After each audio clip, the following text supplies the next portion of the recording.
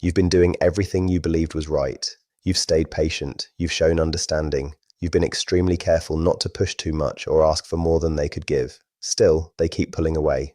Every time the connection begins to feel deeper, something changes. Almost without warning, they slip back into that familiar distance, leaving you standing there wondering what mistake you made.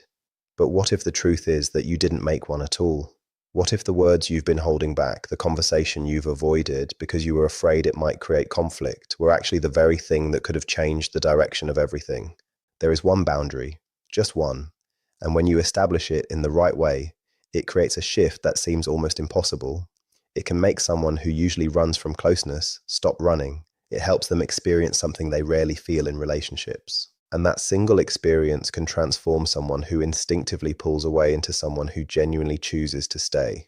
Stay with me, because what you're about to discover may completely change the way you understand avoidant attachment. Many people spend years trying to figure this out, yet the answer is much simpler than they expect. Before we continue, I want you to do one small thing. Go to the comments and type the word anchor, just that one word, because what you're about to learn can become an emotional anchor for anyone who has spent years feeling lost whenever relationships became too close. If this speaks to your experience, let me know you are here. Don't miss what comes next, because this is where everything starts to make sense. Now let's look at what is really happening inside the mind of someone with avoidant attachment. You cannot understand this boundary unless you first understand how they experience emotional closeness. An avoidant person did not simply wake up one morning and decide to become emotionally distant. Let that idea go completely. These patterns were built slowly, one experience at a time, often during childhood, when closeness felt unsafe instead of comforting. Maybe they grew up with a parent who overwhelmed them emotionally. Maybe every time they expressed a need, they were ignored, criticized, or made to feel like they were asking for too much. Perhaps affection came with pressure, control, or expectations that slowly erased their sense of self. Little by little, their nervous system absorbed one powerful lesson. It learned that love often comes with losing yourself. It learned that deep connection can feel overwhelming. It learned that depending on another person can become the most dangerous thing imaginable. So they built emotional walls, not because they are incapable of loving someone, not because something is wrong with them. Those walls became the only protection they knew. They were survival strategies created long before they ever met you. Keep listening, because this next part explains everything. As they grow older and begin building adult relationships, those old survival patterns never completely disappear. The moment emotional closeness becomes real, their nervous system reacts as though danger has arrived. It is not a logical decision. It is not a carefully planned choice. It is an automatic alarm that activates deep inside the body. The threat it detects is not actually you. The threat is intimacy itself. It is the frightening possibility of becoming emotionally dependent, losing control, or eventually being disappointed. So they respond the only way their system has learned to respond. They create distance. They become quieter. They suddenly seem overwhelmed with work or responsibilities. They begin noticing flaws that never bothered them before. They question the relationship even when nothing has truly changed. From your perspective, it feels confusing and painful. But inside them, their nervous system is desperately trying to restore what it believes is safety. Most partners respond in ways that unintentionally make this cycle even stronger. They chase harder. They explain themselves again and again. They try to prove how much they care. They become more available, more flexible, more forgiving. They constantly worry about saying the wrong thing. Eventually, they begin shrinking themselves, hiding their own needs, walking carefully through every conversation, hoping that becoming smaller will make the relationship easier. But that is exactly where the cycle becomes trapped. The more you abandon yourself, the more you accidentally communicate that you no longer believe in your own value. And someone with avoidant attachment rarely feels secure with a person who has stopped protecting their own emotional foundation. Their nervous system is always searching for signs that the relationship will eventually become unhealthy or overwhelming. It quietly scans for weakness, imbalance, or emotional dependency. When you chase endlessly, ignore your own needs, and sacrifice yourself to keep the relationship alive, you unintentionally confirm the very fear they have carried for years. You become living proof of the belief they already struggle with, that relationships eventually cause one person to lose themselves completely. Your anxiety strengthens the story their nervous system has been telling them all along, and once that happens, they feel an even stronger urge to step back. Stay with me, because the next part reveals the single boundary that has the power to interrupt this pattern and completely change the emotional dynamic. The belief they carry is simple but powerful.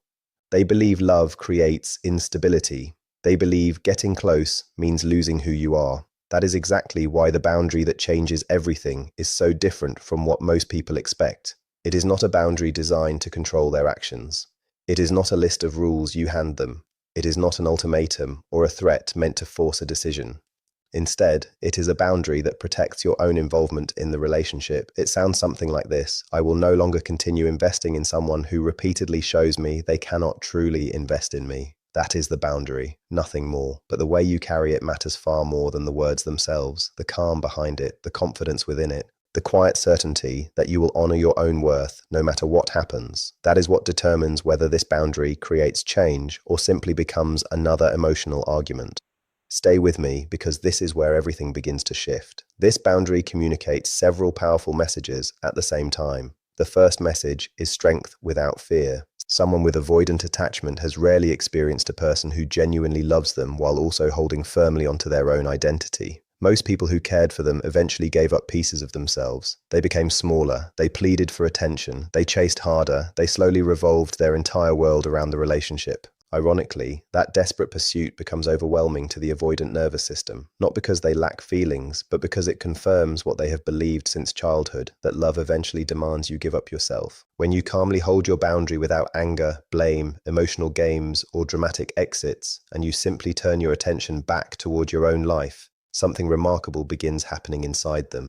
They experience a kind of love they may never have experienced before. They meet someone who genuinely cares, yet remains emotionally steady, even when distance appears. They meet someone who does not collapse simply because they pulled away, and that can feel confusing, unsettling, and strangely beautiful all at once. Don't miss what comes next, because this is the turning point most people never reach. When you stop chasing, when you honestly return your attention to your own happiness, your own growth, and your own emotional stability, something important disappears from the relationship. Your pursuit is no longer there. For years, their nervous system relied on your chasing to maintain emotional distance. It pushed against your effort, your explanations, and your constant attempts to reconnect. But once that pursuit is gone, there is nothing left to resist. Suddenly, they are standing alone with their own mixed emotions. Instead of feeling relief because distance has been created, they begin feeling the absence of your presence. That is often where the real shift begins. Sadly, most people never allow this moment to happen. The second they notice withdrawal, fear takes over. They send another message. They ask for reassurance. They explain themselves once again. They rush back into the cycle. The avoidant steps away. The anxious partner follows, the distance grows, and the pattern repeats until someone becomes emotionally exhausted. But let me make something absolutely clear. This boundary is never meant to manipulate another person. It is not a trick. It is not emotional strategy. It is not a technique for making someone chase you. If your secret goal is to pull away only so they will come running back, they will often sense it immediately. People with avoidant attachment usually become highly skilled at noticing emotional pressure because they spent much of their childhood reading hidden emotional signals to stay emotionally safe. They learned to detect tension before words were even spoken, so if your distance is only a performance, they will recognize it. Instead of creating safety, it will reinforce another painful belief that every relationship hides conditions, pressure, and emotional games. The only version of this boundary that truly works is the honest one. It begins when you sincerely decide that your heart deserves mutual effort. It grows when you admit that chasing has never created the connection you hoped for. It becomes real when you understand that love should never require endless begging for simple emotional presence. From that place, everything changes. The energy feels different. It is not cold. It is not revenge. It is not punishment. It is simply the moment you finally choose yourself. Ironically, that quiet self-respect often becomes the safest and most attractive quality an avoidant person can experience. Now let's bring this into everyday life, because understanding the idea is only the beginning. Living it is what creates change. You notice the familiar signs. Their replies become slower, conversations lose warmth, they seem distracted, emotionally unavailable, or slightly distant. Immediately your mind wants to reach out. You want to ask if everything is okay. You want to repair the connection before it slips away. You want the version of them that once felt close to return. But this time you make a different choice. You do not chase. Not because you are trying to punish them. Not because you are pretending not to care. You simply recognize that chasing someone who is emotionally withdrawing is like pouring water onto the roof while hoping it reaches the roots of a plant. It never reaches what actually needs healing. It only creates more frustration. So instead, you take all of that emotional energy and redirect it toward yourself. You call someone who truly supports you. You exercise. You return to a project you've ignored. You learn something new. You allow yourself to sit with the discomfort instead of immediately trying to escape it. You let yourself feel the fear without allowing that fear to control your actions. Then something surprising begins happening. You slowly feel stronger, not because the relationship suddenly changed overnight, but because you stopped abandoning yourself every time someone else became emotionally unavailable. You stayed present with your own feelings instead of running from them. You became your own source of stability. And little by little, your nervous system starts healing the anxious patterns that once convinced you that chasing was the only way to keep love alive. Stay with me, because what happens after this transformation is often the part that changes everything. While the avoidant person is sitting inside the distance they created, something unexpected begins happening. This time, the silence doesn't feel the way it usually does. It doesn't bring the same sense of relief because you're no longer filling that empty space with constant messages, endless reassurance, or anxious pursuit. The quiet feels different now. It carries weight, and that weight is the feeling of real loss. Perhaps for the very first time, they are actually experiencing what it means to miss your presence instead of simply escaping the pressure of closeness. Every other time they stepped back, you quickly closed the distance. You reached out, you explained, you tried to reconnect before they ever had to sit with the absence. But now the space remains exactly as it is, and they are left inside it. The question forming in their mind is no longer, how do I create more distance? Instead, it slowly becomes, why does this feel so different now that they're no longer chasing me? That single question creates the first crack in walls that may have existed for years. It opens a door that constant pursuit never could. Stay with me because this is where many people misunderstand what happens next. Does this guarantee every avoidant person will return? Does stopping the chase automatically transform them into someone ready for a healthy relationship? The honest answer is no. And you deserve honesty, even when it is uncomfortable. Some people will simply continue walking away. They may feel temporary relief because the emotional tension has ended, but they may never choose to face the deeper work required to build true intimacy. If that happens, it is not proof that you failed. It is not proof that you should have loved harder or waited longer. It simply shows that this person was not emotionally prepared to receive the kind of relationship you were offering. That truth hurts. There is no pretending otherwise, but it is also valuable information. It tells you whether the relationship truly had room to grow or whether you were carrying hope for something only one person was trying to build. Don't miss what comes next, because this changes the entire perspective. The avoidant people who eventually turn back are usually not responding to pressure or pursuit. They return because your boundary teaches them something that chasing never could. It shows them that you recognize your own worth. It shows them that your love comes from choice rather than desperation. It shows them that being close to you does not require either of you to lose your identity. For someone who has spent years believing that intimacy always ends with someone disappearing into the relationship, this becomes a completely new experience. You quietly demonstrate that love can exist without control, fear, or emotional collapse. You show that closeness can feel safe instead of overwhelming. You prove that genuine connection does not require anyone to sacrifice who they are. That is the true power of this boundary. It does not trap another person. It does not force them to stay. It simply gives them an opportunity to experience what emotional security actually feels like.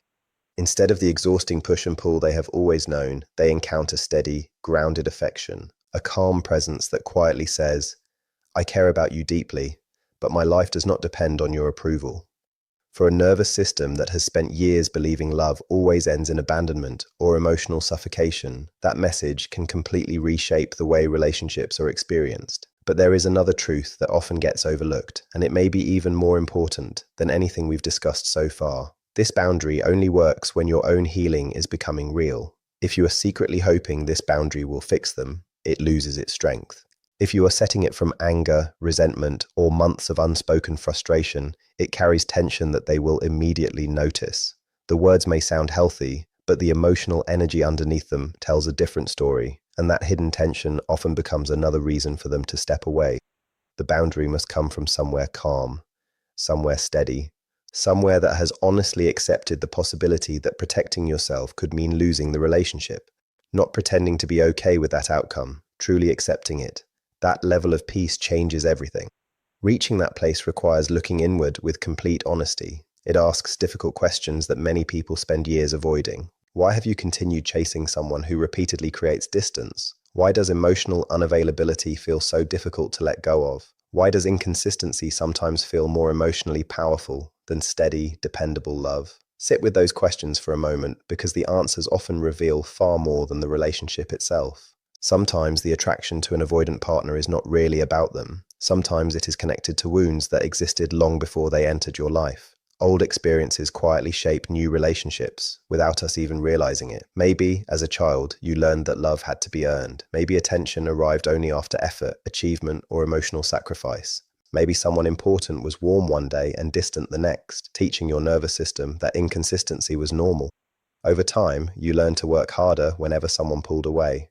You learned to become more patient, more understanding, more available, believing that if you simply loved enough, the distance would disappear. Those lessons can quietly follow you into adulthood, making emotionally unavailable people feel strangely familiar. It is not because they are your perfect match.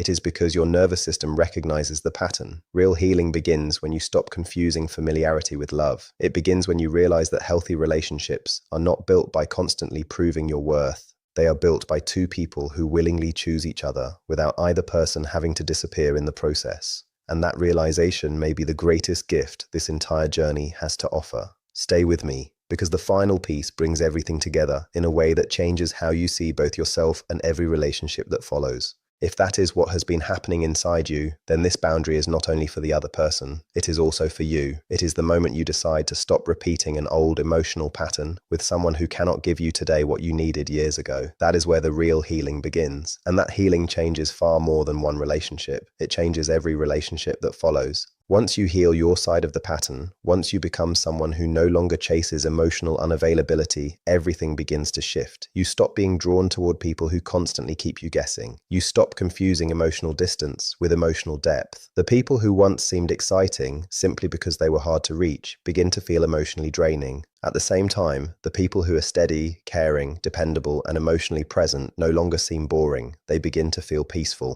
That transformation inside your own nervous system is one of the greatest gifts you can ever give yourself, and it all begins with this single decision. But before moving forward, it is just as important to understand what this boundary is not. It is not making threats you never intend to follow through on. Empty ultimatums create even more instability. Someone with avoidant attachment is already watching for signs that relationships are unpredictable and unsafe.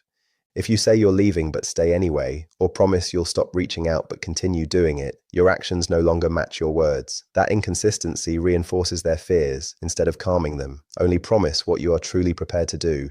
If you decide you will stop chasing while they are emotionally withdrawn, then gently keep that promise. If you know you cannot hold that boundary yet, wait until you can. A boundary that constantly changes is often more damaging than having no boundary at all.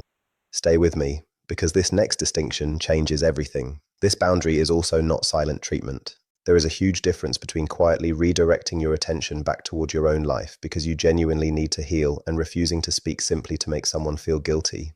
One comes from self-respect, the other comes from control. Even if they cannot explain it with words, they will often sense the difference. Punishing silence usually activates more fear and emotional defense.